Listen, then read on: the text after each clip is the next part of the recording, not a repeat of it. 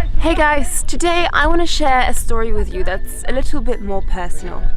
See, when I was just a little girl, I had this dream, this fantasy. And it wasn't like the dreams and fantasies of any other little girls that I knew. Because I wanted really badly to find myself on a desert island. Somewhere really far and really remote and really isolated, like Robinson Crusoe, I guess, sailing across the ocean only to find himself completely alone in the middle of nowhere, away from pretty much the entire world. Now, this was just a childhood dream, so I forgot about it and buried it away. Well, I did, until today. Because today, I find myself in a pretty special place, a pretty remote island, very isolated from the rest of the world and civilization. In a remote part of the Gulf of Aden, between Somalia and Yemen, lies the secretive island of Saqطrى. Until today, it's one of the world's hardest to reach places. Welcome to Saqطrى. I came here for 2 weeks, camping and with almost no electricity or connection to the outside world. I feel like I got to know the island and its people quite well. This is what it's been like.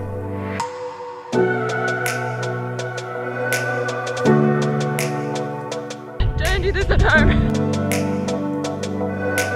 We are headed to what is supposed to be the Middle East's biggest and longest cave.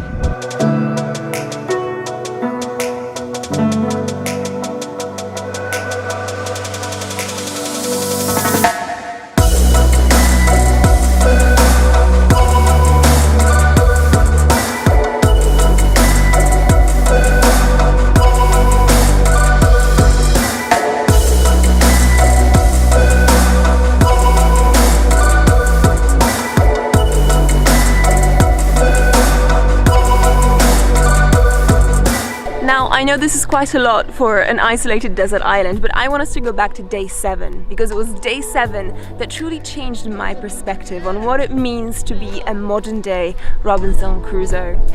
My boat is just ready now, so I think we should get going, shall we? Let's go. Bye! Bye, Bye everybody! Bye! And that's our boat right over there. Nick, what do you expect from this excursion? Probably the most remote and secluded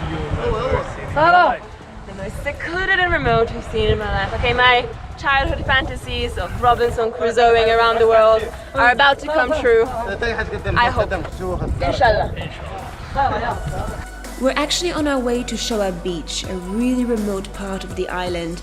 There's someone living there that I really want you to meet.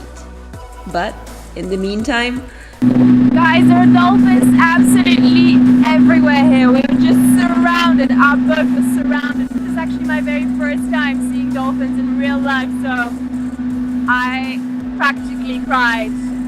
Honest to God, I'm not exaggerating. The beauty of this island just never ceases to amaze me.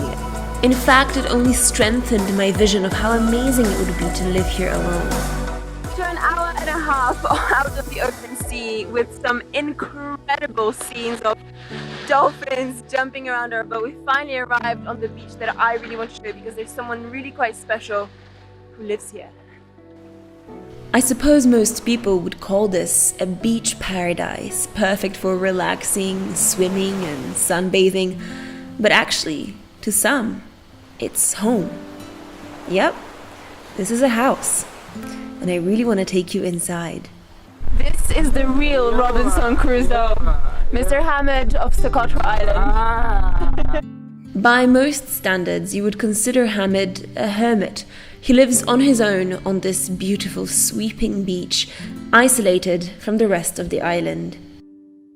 وعاش حالنا وبقى حالنا وكل حالنا وهذا شغل قاعد يسير وحاش جوا وجعله صوت يتقر الهاس يتقر باء عاش حالنا وزعه 70 50 سنة وزعه عاش أنا بقى كان وزعمه أروح لأنا قاعد أروح لأنا. But Hamid hasn't only built this house, he's had to fix and rebuild it many times over the years. Even the ceilings here are made out of driftwood, which is covered with bits of fabric to prevent rain from getting inside the shelter.